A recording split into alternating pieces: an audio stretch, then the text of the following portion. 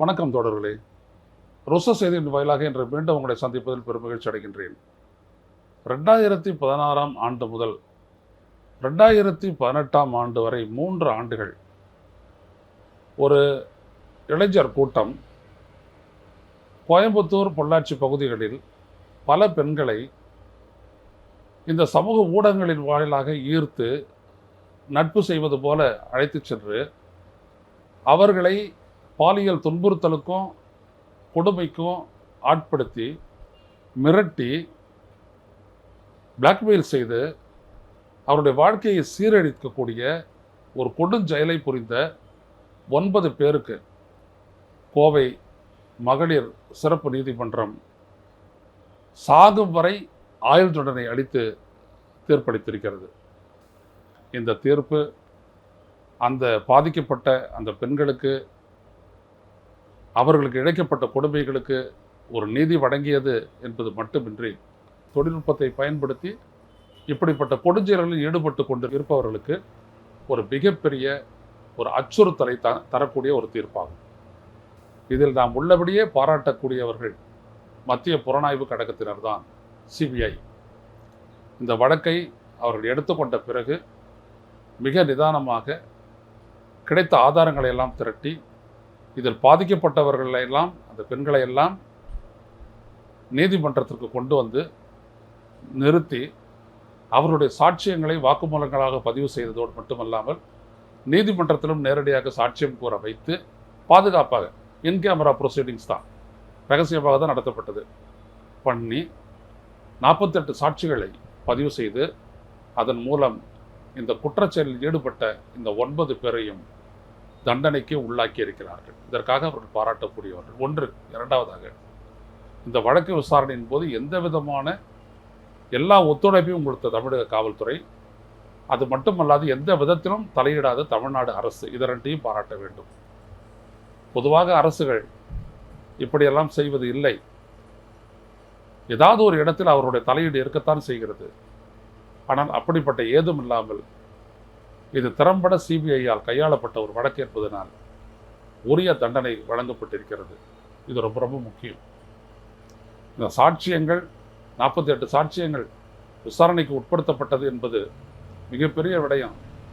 ஏன்னா நமது நாட்டில் என்னன்னா, கேஸுக்கான ஆதாரங்களை எல்லாம் கொண்டாந்துடலாம், ஆனால் சாட்சியங்களை காப்பாற்றி கடைசி வரைக்கும் அவர்கள் பிடர் சாட்சியமாக மாறாமல் இருப்பதற்கு ரொம்ப கஷ்டப்படணும் காவல்துறை. நான் எடுத்துக்காட்டாக சொல்கிறேன்.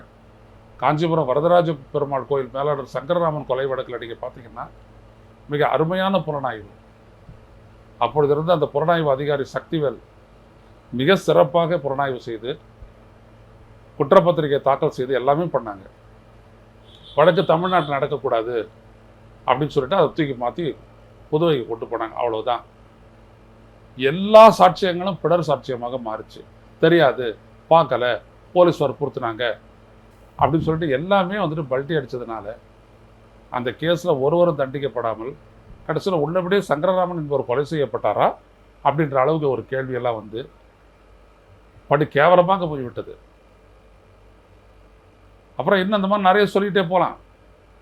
இப்படிப்பட்ட ஒரு சட்ட நீதி சூழலில் தான் இந்த வழக்கு மிக ஆழமான விசாரணைக்கு உட்படுத்தப்பட்டு அதற்கென்றே சிறப்பாக நீதிமன்றம், மகளிர் நீதிமன்றம் ஒன்று அமைக்கப்பட்டு விசாரித்து இதை தீர்ப்பளித்திருக்கிறது. அதற்காக நாம் இது மக்களிடையே ஒரு பெரிய நம்பிக்கையை ஏற்படுத்தியிருக்கிறது. அதான் ரொம்ப முக்கியம். இதில் இன்னொன்று என்ன அப்படின்னோம்னா, இதை பற்றி கருத்து கூறிய முதலமைச்சர் வந்துட்டு, அவர் முன்னாள் முதலமைச்சரை வந்துட்டு சொல்லியிருக்காரு. முன்னாள் முதலமைச்சர் இவரை பார்த்து சில எதிர்கருத்தெல்லாம் சொல்லியிருக்காங்க. ஆனால் உண்மை என்னன்னா, அப்போ இருந்த அதிமுக அரசு அவர்கள் கொண்டு வந்த அந்த எஸ்பி இப்படிப்பட்ட ஒரு கொடுமையான இந்த குற்றச்செயல் தொடர்பான ஆதாரங்களை, புகாரை அளித்தவருடைய பெயரையே, அந்த பெண்ணின் பெயரையே வெளியிட்டு, விவரங்களை வெளியிட்டு படு மோசமான ஒரு செயலில் ஈடுபட்டது என்பது எல்லாருக்கும் தெரியும். அதுவும் அந்த எஸ்பி யார் அப்படின்னா பாண்டியராஜன். பெண்களெல்லாம் சேர்ந்து ஒரு இடத்துல மதுக்கடைகளை வந்துட்டு ஒரு மதுக்கடையை மூட வேண்டும் அப்படின்னு சொல்லிட்டு போராட்டம் நடத்துகிறாங்க. அதில் ஒரு பெண்ணை நோக்கி போயிட்டு ஓங்கி ஒரு அறை விட்டுறாரு. அப்போ ஒரு டிஎஸ்பி. அந்த பெண்ணுக்கு காதே செவிடா போச்சு.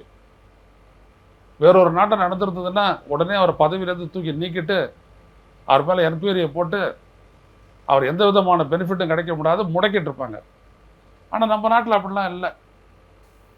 அப்படி தான் எல்லாமே. அவர் வந்துட்டு உடனே கோயம்புத்தூர் கொண்டு வரப்பட்டார், எஸ்பியாக ப்ரமோட் செய்யப்பட்டார். அப்புறம் இவங்களெல்லாம் வச்சுக்கிட்டு எங்கள் தமிழ்நாடு காவல்துறை விசாரிக்கிறது, உடனே தூக்கி கொடுத்துட்டாங்க சிபிஐக்கு. அதுக்குள்ளே ஆட்சி மாற்றமும் ஏற்பட்டுச்சு 21.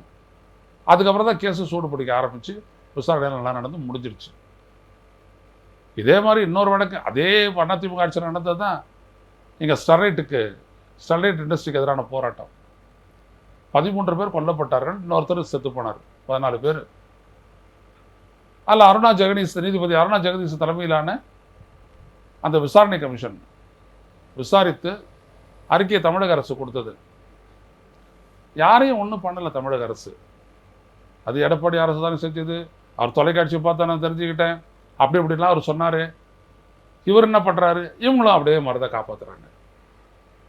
13 உயிர்கள் இன்சாஸ் அசால்ட் ரைஃபிளை வச்சு சுட்டு கொண்டாங்க, குறி பார்த்து சுட்டு கொண்டாங்க. அதில் ஒரு பொண்ணு ஸ்னோலின், ஒரு பள்ளி மாணவி. இப்படியெல்லாம் நடந்துச்சு. இதெல்லாம் என்னது? சட்டத்தினுடைய செயல்பாட்டை சரியாக நடத்த விடாமல் தலையீடு செய்யக்கூடிய அரசியலினுடைய குற்றங்கள். அப்படிதான் அது. நிறைய அண்ணா நகரில் ஒரு சிறுமி படுகொலை செய்யப்பட்ட சம்பவம், அப்புறம் அண்ணா பல்கலைக்கழகம், அதெல்லாம் எப்படியோ போயிட்டே இருப்போம். இப்படிப்பட்ட ஒரு சூழலில் தான் இது கண்டுபிடிக்கப்பட்டிருக்கிறது. என்ன சொல்கிறார் முதலமைச்சர்னா, இது ஒன்று. இதுக்கப்புறம் வந்துட்டு பார்த்தீங்க அப்படின்னா கொடநாடு கொள்ளை வழக்கிலையும் தீர்ப்பு வந்துடும் அப்படின்னு சொல்லியிருக்காரு. நல்லது. ஏன்னா அதில் 5 பேர் ஒரு குற்றச்செயலில் ஈடுபட்டதாக கருதப்படும் ஒருவருடைய மனைவியும் குழந்தையும் கார் விபத்தில் செத்தது. கனகராஜ் அப்படின்ற இன்னொருத்தர் முக்கியமான சாட்சியம், அவர் கார் விபத்தில் இறந்தது. அப்புறம் அங்கே இருக்கக்கூடிய அந்த காவலாளி கழுத்து நெரித்து கொல்லப்பட்டது. அதுக்கப்புறம் அங்கே இருக்கக்கூடிய அந்த சிசிடிவி எல்லாம் ஹேண்டில் பண்ண தினேஷ் அப்படின்ற இன்னொருத்தர் தற்கொலை செய்து கொண்டது. ஆக 5 உயிர்கள். இதில் இந்த குற்றச்செயலில் ஈடுபட்டவங்க வந்துட்டு அன்னைக்கு அவங்க தப்பிச்சு போகும்போது ஒரு செக் போஸ்ட்டில் மாட்டுறாங்க, பிடிச்சிட்டாங்க. ஆனால் மேலேருந்து ஒரு ஃபோன் வருது, விடுவிக்கப்படுறாங்க. அந்த இடத்துல விசாரணை முடிச்சிடலான்னு நினைக்கிறேன், யார் என்ன எப்படின்றது. ஆனால் அது இழுத்தடிச்சிட்டு இருக்கிறாங்க இத்தனை வருஷமாக, போய்கிட்டே இருக்குது. முன்னாள் முதலமைச்சருடைய கேம்ப் ஆஃபீஸ் என்று சொல்லக்கூடிய கொடநாடு பங்களா, அதில் இப்படிப்பட்ட ஒரு இது. அதிலையாவது அந்த விசாரணை முழுமை பெற்று யார் குற்றவாளிகள், யார் பின்னணி, எதற்காக அந்த கொள்ளை நடத்தப்பட்டது. ஏன்னா கொள்ளை தான் முக்கியம்.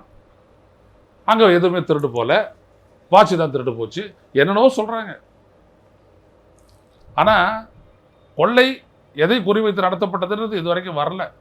இந்த அதிமுக சேர்த்து வச்சுருந்தவங்க இந்த ஊழல் படத்தில் வாங்கி வச்சுருந்த சொத்துக்களுடைய ஆவணங்கள் தான் அது திருடப்பட்டதுன்னெல்லாம் சொல்கிறாங்க. ஆனால் எதுவும் வெளியில் வரல.